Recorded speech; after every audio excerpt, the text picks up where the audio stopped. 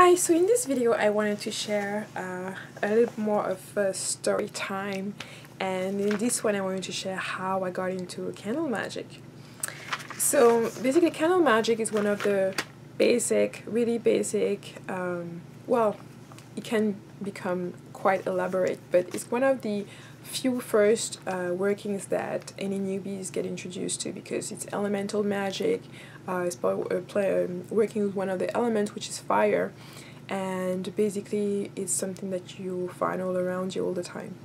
So the way I got really curious about candle magic is because as I mentioned in another video, I grew up going to Catholic school. Not Catholic school, but Bible study in the Catholic Church, led by the Catholic Church.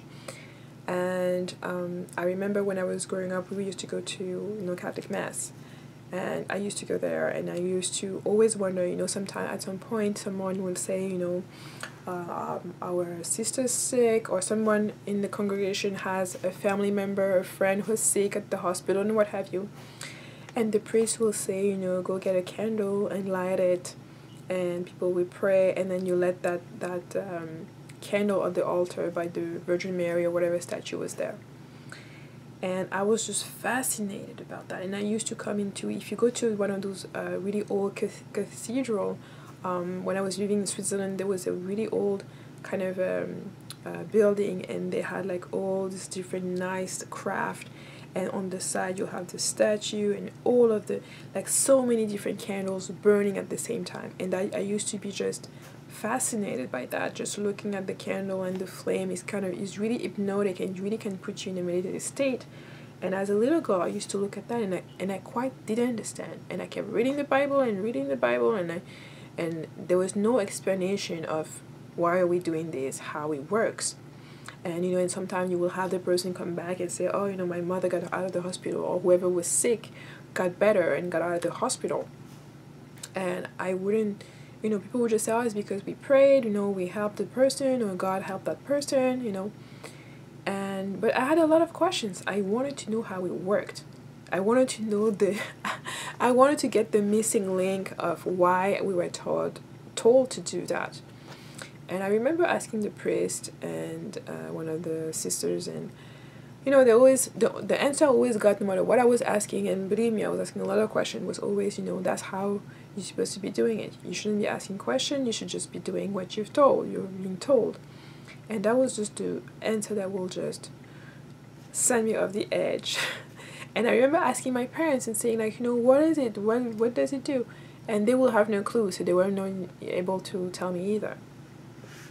So for a long time, I just had that in the back of my mind, and was just, and that's one of the reasons why when I'm saying I graduated from religion, is because I basically started searching for answers for myself. And I say, if I was not gonna get them from the people who were supposed to guide me in this spiritual path, and who were actually hiding information from me, I was gonna just go and figure it out on my own, which I did.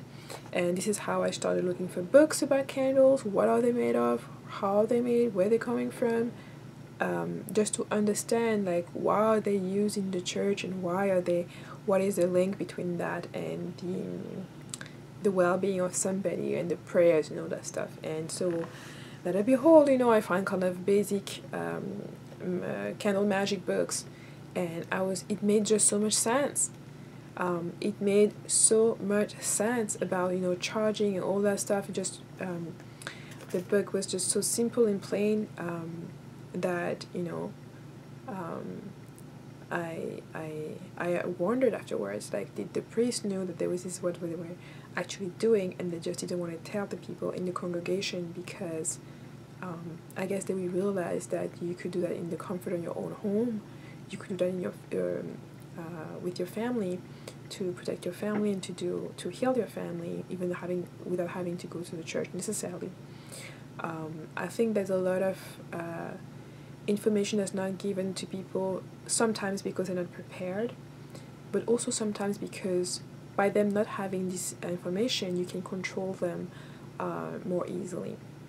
And again, this is not to say that everyone who's religious is being controlled, because as I said in previous videos, there are plenty of people who need to be in the church, who need to have to be in a religion and to have the dogma and the structure of the religion. I know many people who are, for example, I know someone who's a Muslim, and that person basically states having to do the 5 prayers a day is what is keeping that person away from hurting other people or hurting themselves or doing other crap. Like having that sense of connection with the higher power, and doing that 5 times a day, because that the person puts it, when you finished praying or whatever, you're less likely to have those negative thoughts because you're more focused, and that's how this particular religion is helping this person. And so I see a lot of sometimes people who are getting off the religious path or just turning around and keep bashing, different religions. And even sometimes in the witchcraft community, you can have, people talking about, how bad Christianity is or what have you. But at the same time, Wicca is also a religion. There are also some rules, and other witches telling other people you can do this, or you telling other witches you can or you cannot do those kind of things and stuff. So you have to really take things with a grain of salt. I'm no longer in any type of religion. I have my own belief systems, and I navigate my journey with my own roadmap, if you'd like. But I always approach religion and other people's system of belief with respect. Like, I don't have to agree with them, but I will take it with respect, because there's always a lot of things to learn from that. I don't quite understand how someone can be bashing Christianity but have an affinity with Mother Mary, have an affinity with everything that the religion stands for, in a way. So to me, I just take the step as like, you can learn from anyone, and pretty much anything, any situation. So just don't dismiss it right away just because you're making assumptions. And I think one of the biggest lessons that a lot of my students discuss also is sometimes the more convinced you are of something, the more things will come around to crush those convictions. When you're starting to explore, you will see a lot of your beliefs just being dissolved.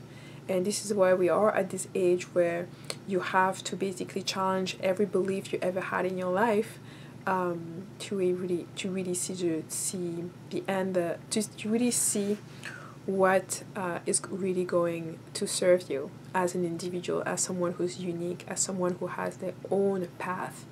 The tendency oftentimes is to just follow someone else elsewhere. So when I started exploring candle magic, it was really, I was a really young girl, and I used to watch on TV in Switzerland. They had these different shows, mystery shows, the person, looking in the candle and seeing things, and I used to be, intrigued in watching all those kind of, mysticism, documentary / sci-fi, borderline fiction / reality mixed in together. So that's kind of pretty much how I got into candle magic. So don't dismiss the church. I learned a lot of things from the Catholics. The Catholic actually kind of triggered my thirst for knowledge. I felt in myself the need to ask questions and the need to seek the answers to those questions when they were not provided to me by the church. And that just set me on another path as well.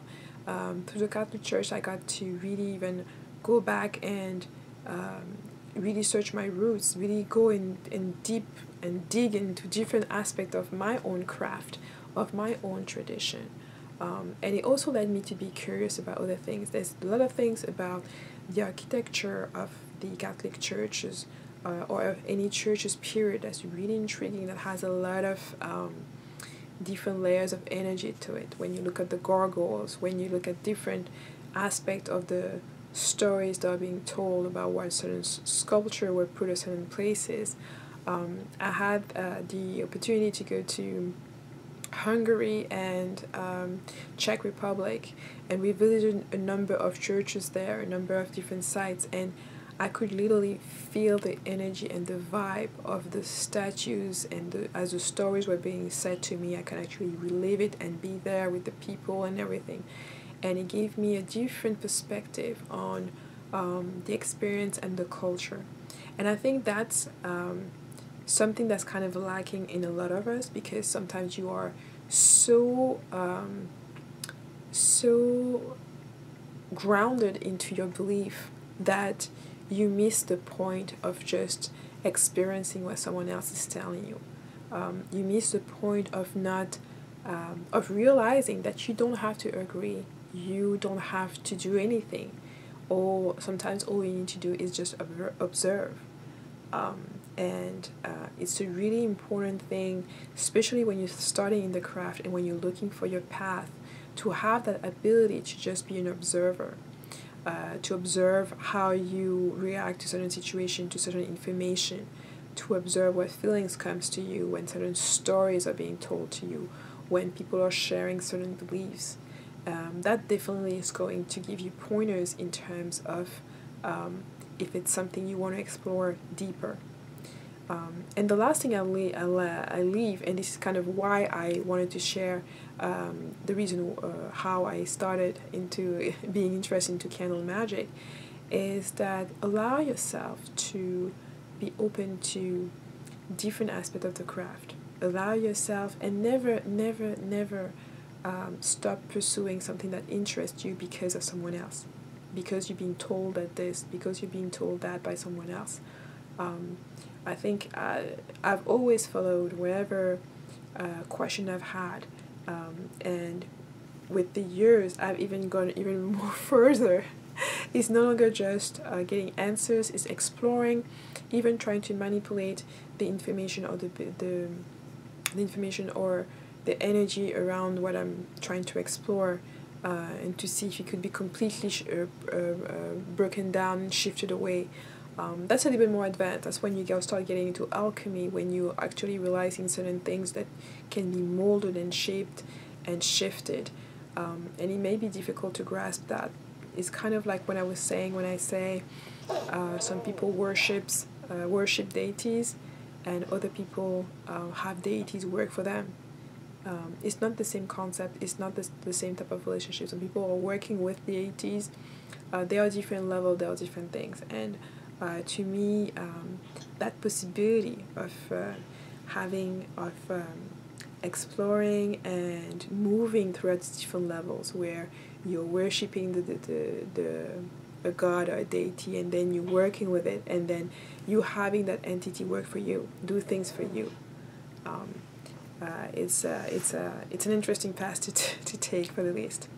So okay, so that was just a quick thing. If you're interested in candle magic, let me know, because I am actually thinking about doing something off YouTube for a little group of us. I'm not sure if I have the time or if I'm going to be doing, but if you let me know that you're interested, and if I see there's enough people interested in that, I may do something maybe this summer. So yeah, start thinking about the different aspects of the craft that you're interested in. And as a newbie, of course, you need to explore first there's 5 things actually: the ancestors, and you go back to my videos on bloodlines, and just exploring who are your ancestors, knowing your ancestor, thinking about the idea whether you would like to have an altar, or you would like to work with the ancestor or not. Then second is basically the 4 elements. What elements really speak to you? The 4 main elements, because there's many others, but there's water, air, fire, and earth. So I know some of you love and are very connected to the mineral kingdom, and crystals and stones, and so this is something that you want to rather start with, and become maybe a crystal witch, who knows. Then of course there's water, the water within you, the water around you, the water in the air, the water in the sun, the water in the fire as well. So water is very mutable. I think it's like, as a Virgo, as some of you are, we are mutables. We are basically jack of all trades at some point. We don't have any limitations. We don't have any restraint. We can strive in poverty, in wealth, in sickness, in health. We basically are, yes, the jack of all trades. We are here. We are mutable. We are, able to adapt to so many different things, to become so many different character, to embody so many different things. And this is why a lot of you, and I will include myself, are able to go and meet so many different people. Most Virgos are not tied to a specific place. We are people who can go and travel to help people. We can go and fulfill our purpose wherever it is on this earth. So that the energy of the Virgo is really good energy, conducive if you want to serve others, if you want to serve yourself, if you want to develop yourself.